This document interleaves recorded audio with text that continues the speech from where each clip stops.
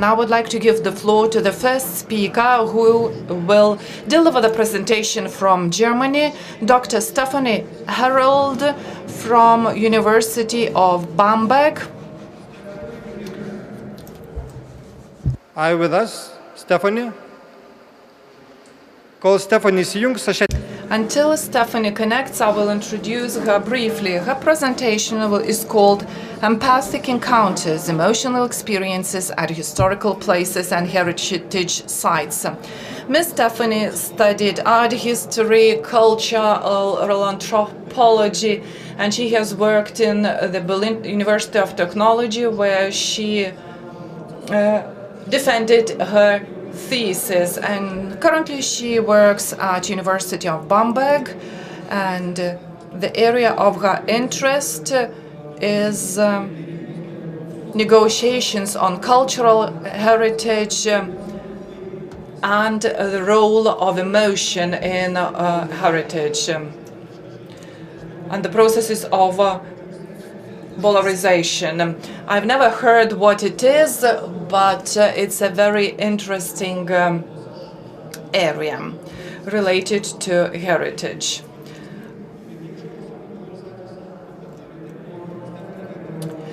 And Ms. Stephanie Herold is interested in this area. Stephanie, can you hear us? So welcome to Vilnius, and the floor is yours, so please take your time. Thank you very much, and thank you for this nice introduction. And I'm really sorry that I'm not able to join you in Vilnius. I would have loved to come, and I apologize if everything seems a bit chaotic, but I hope that now we will start an interesting discussion. So I will talk about emotions and heritage, and in detail about what I call empathic encounters, the emotional experiences at historic places and heritage sites. If there is such a thing, empathy is a fashion emotion. Empathy, as a diffuse feeling of social understanding, has conquered the most diverse fields of social science and popular culture, especially since the millennium. This phenomenon goes so far that Frans de Waal optimistically proclaimed the age of empathy in 2010. Interestingly, Frans de Waal is not a sociologist or a neuroscientist, but rather a primatologist, claiming that animals also are able of empathic feelings. In fact, empathy plays a central role today in very different contexts, be it in education, in attempts to improve interpersonal communication, or in the field of economy. After all, an empathic manager, that is the assumption, not only improves the working atmosphere, but also indirectly contributes to maximizing profits. Apart from these strongly target-oriented characteristics, however, very different scientific areas are also concerned with the topic. An overview can be found, for example, in the Routledge Handbook of Philosophy of Empathy, published in 2017, which, contrary to the assumptions made by the title, provides an overview of current research in various disciplines, from philosophy to neuroscience. Empathy in this context generally refers to the intuitive experience of affective aspects of the other person, with the emphasis here on intuitive as unconscious, involuntary process that is not deliberately controlled, and experience as opposed to merely imagine how the other person feels. In this respect, empathy is really about feeling the feelings of other persons by making them one's own. What is important, however, is the fact that a certain distance always remains, which means that at the moment of empathy, I consciously feel myself as someone who empathizes with someone else. It is precisely through this that empathy is ascribed the possibility of overcoming emotional distances between subjects. And it is precisely this characteristic that makes empathy so interesting for researchers in a wide range of disciplines, from neuroscience to cultural anthropology. This interest is thus based largely on the social and societal potential ascribed to empathy. Empathy, according to the widespread assumptions, is the base of pro-social behavior, strengthens moral values, and thus has the potential to build or strengthen social bonds across groups. Against this background, the term has also become increasingly important in the field of heritage studies in recent years, especially with regard to the mediation of uncomfortable or dark heritage, whether in museums or at so-called heritage sites.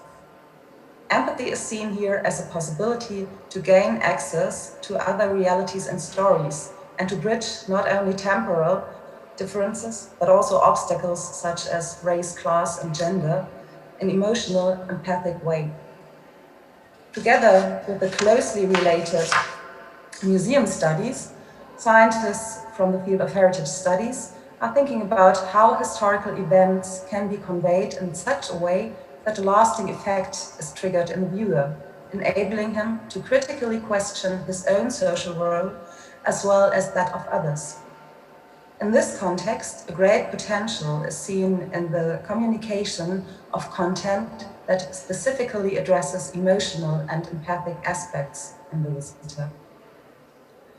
It is against this background that Laura Jane Smith wrote in 2016 about so-called transformative moments among museum visitors, by which she refers to the emotional reactions of visitors to what they see, which are sometimes accompanied by a change of perspective in relation to the theme of the visit.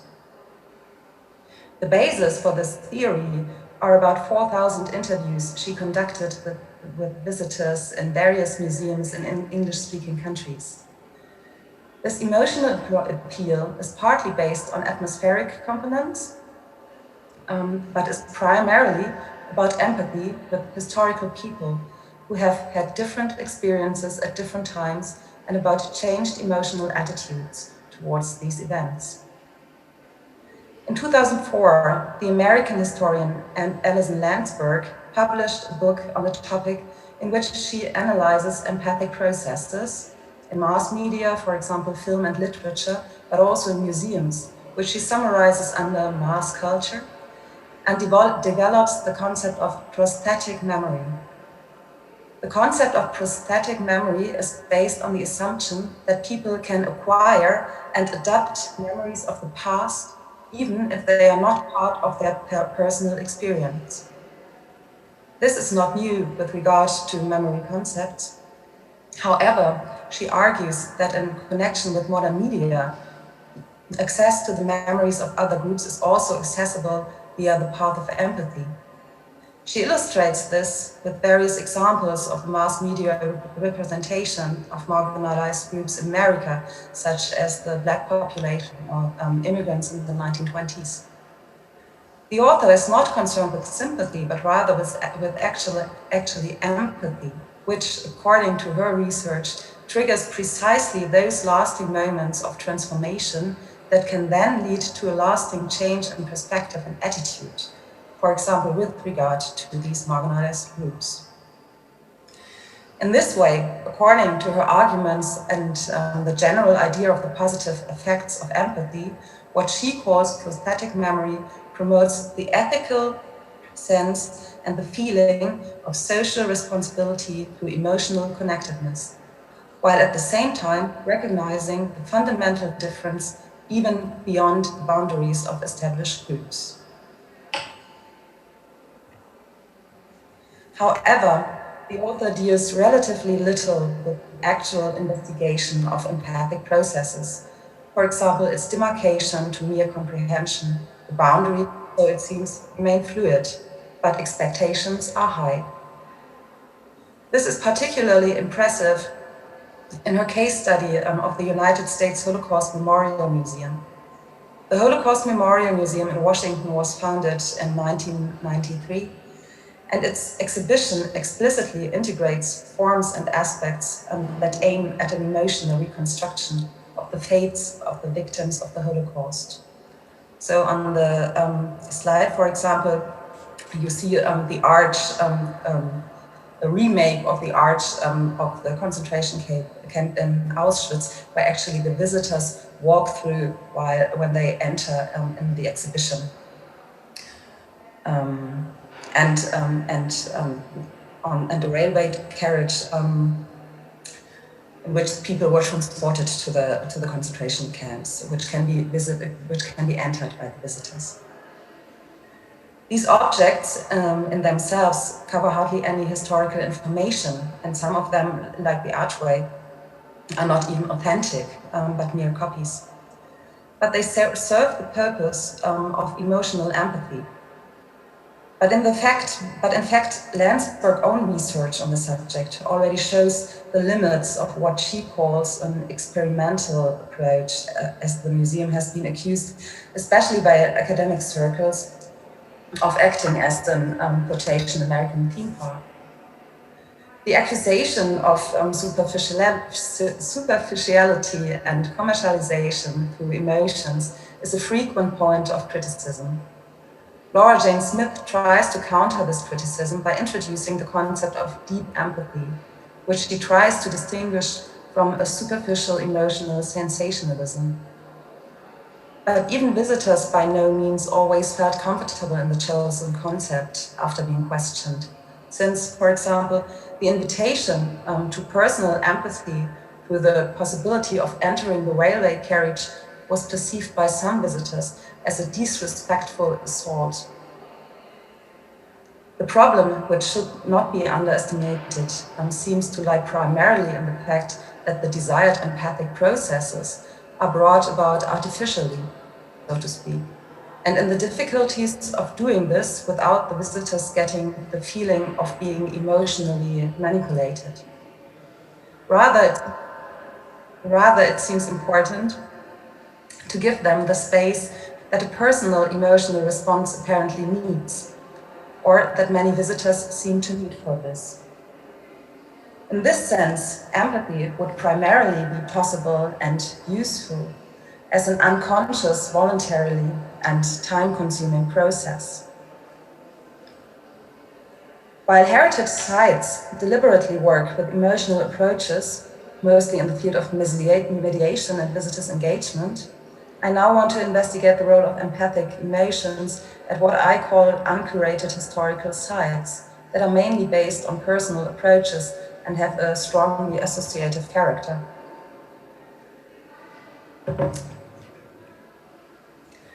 And this is a quotation of an author called Frank in his blog, which is called Industriezerfall, like industrial decay. And he is a member of the Urban Explorer community. And he writes on his homepage, "An often fascinating world where once there was a hectic activity, noise, and important production is now covered by a layer of dust with rust and the smell of old machine oil, accompanied by a terrifying silence, only occasionally interrupted by the squeaking and creaking of loose parts in the wind or the flapping of the wings of a lost bird, as well as dripping water from a leaking roof.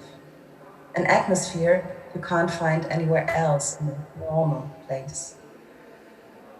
With these words, the author describes his fascination for empty industrial sites. The author sees himself as an urban explorer, which means he is one of those people who go out to visit, roam, and document abandoned places. Urban exploration is a collective term for a form of dealing with relics of the past that has been gaining in importance since the 1990s, and which, in the broadest sense, refers to the search for abandoned, decayed, and inaccessible places. The objects searched for are usually explicitly places of recent past, so-called lost places, which are looked for, explored, and documented in their abandonment and decay. I have chosen this quote because it seems to me to be exemplary in this emphasis on the sensual access to the decayed object, which at the same time seems to remain anonymous. The building itself is not even described any further. For urban explorers, the value of decayed objects lies precisely in the state of decay. It is about the question of quotation, what remains when a person has left, about the feeling that just a moment ago everything was full of people who suddenly disappeared without a trace. End of quotation. This is a quotation of an interview I conducted in 2012. All of these is expressed in specific atmospheres that make up the charm of the places visited. The philosopher and phenomenologist Hermann Schmitz describes atmospheres as total or partial, but in any case, comprehensive occupation of a space. Atmospheres thus move as something hissing between the thing and the subject, are partly called feelings themselves, but partly rather half things. The term half thing refers to the apparent inertia and resistance of atmospheres. Gernot Blume, also a philosopher, speaks here of the meaning that transcends the subject, which is expressed, for example, in the fact that one enters a place in a certain mood and is then seized, as if from outside, by an atmosphere that one has not already brought along as a feeling. Atmospheres are thus initially perceived by the subject as independent of the subject, as an impulse that comes from the outside and thus acquire a seemingly objective character. If one examines the self-documentations of urban explorers, one can identify classic attributes with which they describe the experienced atmospheres. Not surprisingly, temporality, decay, and melancholy play an important role. At the same time, however, these atmospheres are also very strongly marked by empathic feelings. I would like to quote another urban explorer. Are there still places where you can feel the breath of yesterday, which are not changed into artificial decals of supposed history by renovation? Places where you can feel in quiet moments that the people who lived there. In addition to the atmospheric aspect discussed here in the form of the breath of yesterday, there are two moments that can be seen here. The mental connection to the people who once lived or worked at the site, and the possibility of an independent access to the past, in the sense of not fixed, the supposed story. Both are closely related to the above. In this context, Tim Evansor, who has worked intensively on the industrial ruins, their perception and appropriation, argues that the visitor to these places today, through the physical recreation of the past, for example, walking the same paths as the people who were living there, looking out of the same windows, establishes an emotional connection in the form of empathy with the people who once lived and worked at the site. This is all the stronger because it is reinforced by material relics, be they remaining machines or personal decorative objects. Here too, memory is strongly connected with the physical spatial experience. Personal approaches may thus lead to alternative constructions of meaning that may differ from official readings. This is also where contemporary ideas of preservation and mediation come in that they intervene as little as possible to preserve the specific atmosphere of the sites and understand decay as a visible process as part of the respective site. The English archaeologist Caitlin de Silva contrasts authorized heritage and alternative heritage in this context. This is probably exactly what the anonymous author from the quote meant by supposed history. The possibility of dealing with the materiality of the object, also in its fragility and transience, should create possibilities for not integrating this alternative heritage into a grand narrative, but for formulating it as an independent one in order to allow a multitude of narratives to exist side by side. De Silve sees an early example of such an approach in the Landschaftspark Duisburg Nord. The Landschaftspark Duisburg Nord, on the site of Duisburg-Meiderich iron and steelworks, which were closed down in the early 1980s, was designed by the landscape architect Peter Latz between 1990 and 1994 as part of the IBA Emscher Park, and is today one of the best known and well documented and also comprehensively interpreted pieces of new landscape art. Here, Peter Latz used strategies and interventions traditionally associated with idealizations and refinements of nature and transferred them to the fellow industrial sites. In doing so, he took up the romantic green aesthetics of classic garden art, using a strongly aesthetic approach that creates associative spaces rather than focusing on a didactic examination of industrial history. The American cultural studies scholars Martin Kegel and Sarah Hemmings take a critical view of this in their analysis of design, which they see as representing a, quotation, disappearance of the sense of history, end of quotation, since the design does not explicitly draw attention to the socio-historical conditions of the emergence and continued existence, and also the decline of industry for the region, but rather stages these conditions aesthetically and atmospherically. The visitor would thus be prevented from a critical examination of history. If you look at comments from visitors to the landscape park, you will see that the atmosphere there contains components of a historical confrontation with the place. Thus, the place is not only associated with loss, loneliness, and memento mori, but also triggers personal chains of imagination or of an imagined past. The Landschaftspark in Duisburg is not a real lost place, but it does have this charm. Stuffy air, noise, stench, everything and everyone in motion. That's how I imagine the site to be when it was still in its industrial heyday. The last quote illustrates the role of the empathic recreation of past life on site, which seems to be connected to the atmosphere as well, but which moves away from the material place by directing the view to the inhabitants or the working people, building new mental associations. How one imagines the respective past of the place is naturally, personally very different and depends on the respective previous knowledge and also on the social and cultural imprint. Nevertheless, the processes involved are personal encounters with the place, and as the place are inserted into one's own horizon of experience, processes of appropriation, based on a sense of historicity. Paradoxically, it is precisely the restrained use of educational materials for historical monuments that can serve as a bridge to a personal confrontation with the site.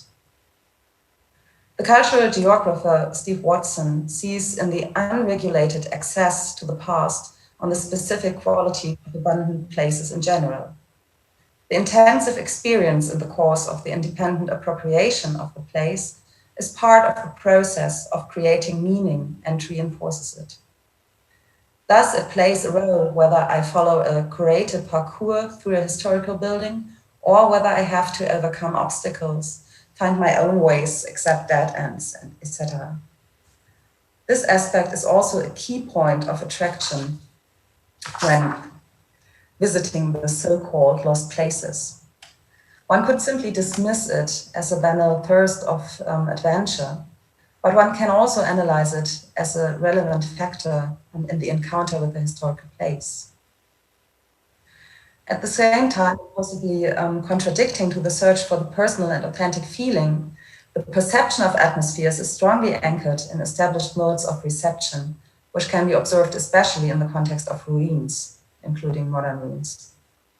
Our approaches, as well as the expected and perceived atmospheres, are strongly influenced by a cultural discourse of ruin, as the example of the landscape park also illustrates, which is evident in the high constancy of the images and texts depicting and describing the atmosphere. And this is perhaps a wild putting together of different pictures of ruins from very different times, but you probably see what I want to show, that the paintings of Caspar David Friedrich or Hubert Robert, which you see above, show kind of the same aesthetics as you see them in the photographs, which you find everywhere in the internet today of ruined places. So there is a strong narrative which we find there. This strong cultural imprint influences our feelings and the perception of the places. Steve Watson and Duncan Light call ruins in this sense affective discursive assemblage, which are composed of the momentary emotional perception of the place, of that what we expect and what we know. Especially the last two are also fed by handed down cultural knowledge, often transferred in the form of images. In this way, momentary atmospheres are shaped by experiences which are not necessarily of a personal nature, but can also be passed on to us in the form of traditional knowledge. In classical philosophical research on atmospheres, phenomenology, this form of cultural imprinting has long been neglected. The quasi-canonization of feelings through their constant reproduction, which can be observed in this context, has little to do with the resulting lower credibility or authenticity. And so I come to my last quotation. I somehow feel something like the many people who lived in the different places, as if their actions, laughter, or maybe their feelings like pain, grief, and anger left something that is inextricably linked to these places. Their walls literally breathe the accumulated experiences of the people who once lived there. The empathetic encounters are not primarily concerned with the perception of the building, but rather the present traces of time are perceived as testimonies of the life that took place there. The empathic approach to the past runs via the attempt of empathizing with the former inhabitants or users of the place. Empathy does not refer to the mere identification with the past, but rather has as its basis precisely the conscious demarcation as an opposed individual. At the same time, this form of empathy requires at least a rudimentary knowledge of what happened on site before. Empathy and empathic encounters with historical places thus are socially and culturally shaped. Empathy does not denote a universal phenomenon, but is dependent on different contexts. The strong imprinting and anchoring, however, does not change the felt immediacy of the feelings. At the same time, it offers the possibility of not only dismissing the whole thing as a subjective reverie, but places these emotional encounters in a specific social and historical context, thus making them explorable. The question of who feels what in which place and why, and how these feelings are passed on and transformed, can thus also provide insight into why people consider what to be important or meaningful.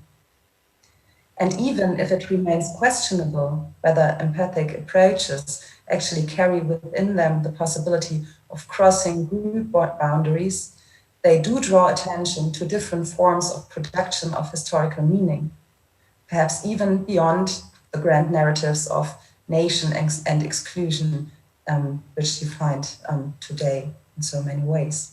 So thank you very much. I'm looking forward to the discussion.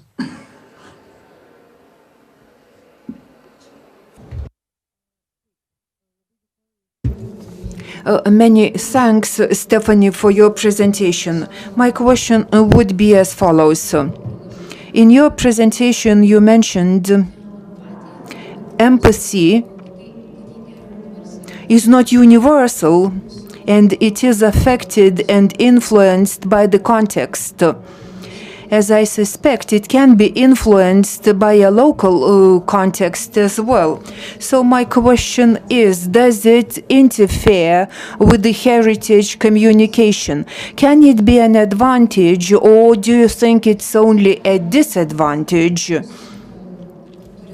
Let us say we have a tourist coming from a different context, and we try to communicate our heritage through empathy, which is common for our context only.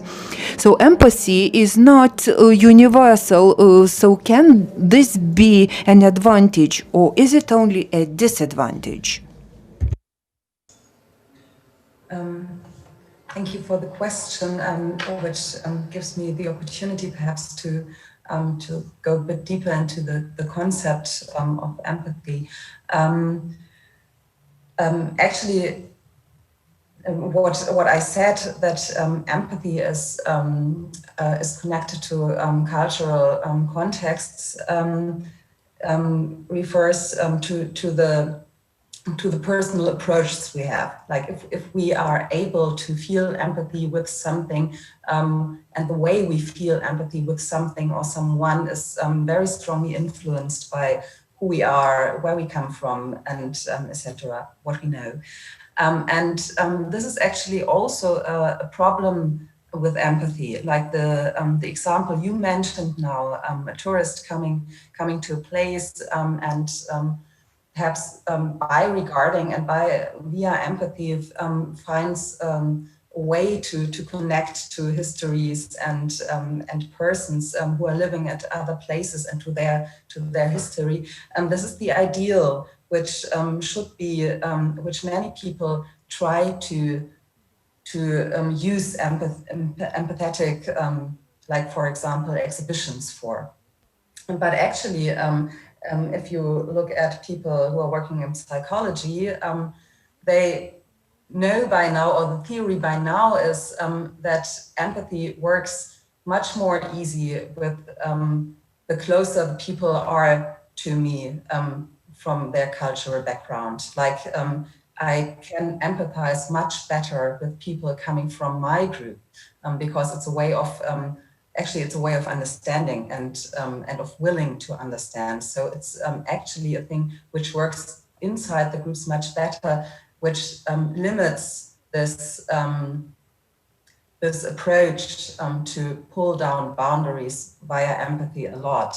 Although I still think that it stays an interesting concept, but yeah, it stays difficult. I hope this answered your question a bit.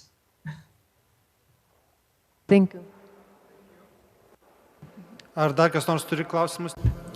Is anybody else willing to address a question to Stephanie? A little bit similar to the previous question, but I would like to ask about this idea of empathy. It's not only very, how to say, individual, but it's also very sophisticated way to approach the heritage or some other memorial, I don't know how to say, objects. Do you think that every one of us is capable to approach in this way by empathy? For example, Lithuanians are always criticized because of lack of empathy to other persons, not to objects, but to other persons. Do you think that empathy is a very universal way for every person to approach their objects? Yeah, actually, Laura Jane Smith is talking about emotional intelligence, which should be important in this context. But the funny thing is that this context or these theories of empathy and also in connection with these decayed objects have very strong parallels in heritage theory from the turn of the last century. Like if you are reading Alois Riegel, for example, the Austrian preservator, who was one of the most important German-speaking theorists in this direction, he actually had a quite similar, he was not talking about empathy, but it was a quite similar concept that he was talking about moods, that you take over the moods of the things you see and you, like it's a time travel and imagination and things like that. And he actually put it the other way around. He said, this is the most easiest way to approach heritage and the past and monuments, because you don't have to be very sophisticated, you know. Perhaps you see different stories than other people see, but you don't have to have an art historian background and decide, oh, is this Baroque or Rococo, because the questions are different. And so he argues that this is the lowest level to approach heritage. And I think it is kind of true. As I said, the difficulty is that, of course, we have to think about, do we want to have these personal approaches, and where do they lead us? And this is rather a question than a result, I would say. But I think it is something one can see in many ways, that we have these personal approaches, and we can think about how what happens there, how can we integrate them in our concepts, and I think it's important. If I understand it right, the idea of empathy is quite popular and is going more and more popular in your field, in the heritage field, or how to say, maybe you have an answer why? Yeah, actually, I was talking on a conference yesterday on a similar thing, and somebody asked me the same question, and I just do not know. As I said in my presentation, of course, empathy is a fashion, really, and I think this has a lot to do because of the links to economy, as I pointed it out very briefly in my presentation, that of course economy tries to use empathetic approaches to optimize self-optimization. Like this brings a lot, brings empathy in a very prominent position in popular culture. And I do not really know how these which was first, you know, but I see that it's there was a peak, I think, of this empathetic fashion, perhaps like 5 years ago. If you look in the literature, you can see that now there are more critical approaches and theories about this topic. But I think it would any interpretation why empathy started to be so important at the turn of the millennium, more or less, would, from my point of view, would be kind of very very short coming. I think it's a complex thing, and you can't break it down on that's why they are all talking about it. Okay, thank you very much. About the connection between the empathy and specific taste, aesthetic, a certain group of people have. Was that the question? Yes, that's the question. What do you think about it? So, I mean, if I understand the it connection right, between empathy and a specific taste, aesthetic, a certain group of people have. Yes. Of course, I think if you look, there's of course a strong link between aesthetics and empathy, because as you perhaps know, empathy is actually coming from the turn of the last century. It was established as an aesthetic concept first to approach actually buildings or architectures and objects, and to feel inside these dead objects, and then this was transferred to other people, so to have this empathy between different subjects. So there is this strong aesthetic approach, or this aesthetic point in the term of empathy all the time. So actually, yes, I would say sure, and this goes, I think, a bit into the direction I would I said before about the cultural imprint, you know, or the societal imprint, because actually what is taste? I mean, we know that since Bourdieu that taste is very strongly connected to cultural and questions of class and whatever. And of course, since we are with our personality in these contexts, our taste and our empathetic feelings are strongly influenced by that. And for example, if you look at these at this group of urban explorers I was working with or I was investigating for quite a while, you can see that of course, even though you find them all around the world, the people who are doing it are actually perhaps quite diverse in a national context, but actually most of them are white men between 18 and 40 and coming from middle class. So of course, all this is connected to the social and also taste. Okay, thank you.